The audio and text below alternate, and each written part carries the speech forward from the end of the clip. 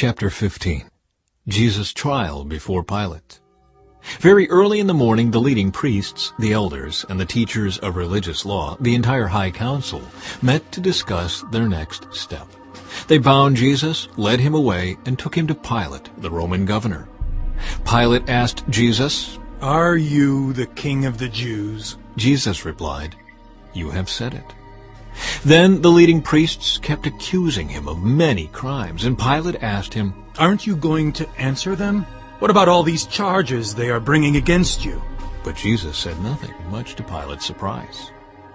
Now it was the governor's custom each year during the Passover celebration to release one prisoner, anyone the people requested. One of the prisoners at that time was Barabbas, a revolutionary who had committed murder in an uprising. The crowd went to Pilate and asked him to release a prisoner as usual. "Would you like me to release to you this king of the Jews?" Pilate asked, for he realized by now that the leading priests had arrested Jesus out of envy.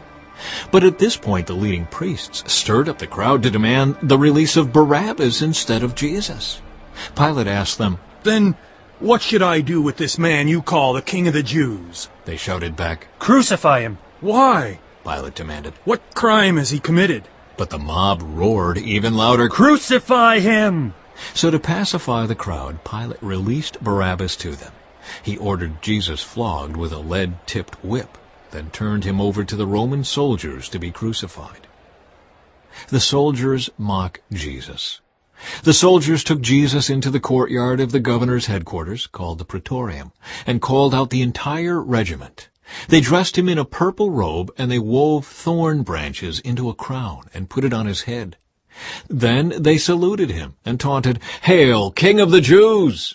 And they struck him on the head with a reed stick, spit on him, and dropped to their knees in mock worship.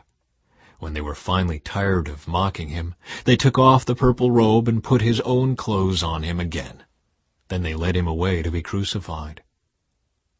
The crucifixion. A passer-by named Simon, who was from Cyrene, was coming in from the countryside just then, and the soldiers forced him to carry Jesus' cross. Simon was the father of Alexander and Rufus. And they brought Jesus to a place called Golgotha, which means place of the skull. They offered him wine drugged with myrrh, but he refused it. Then the soldiers nailed him to the cross.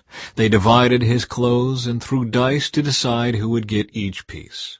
It was 9 o'clock in the morning when they crucified him. A sign was fastened to the cross, announcing the charge against him. It read, "The King of the Jews."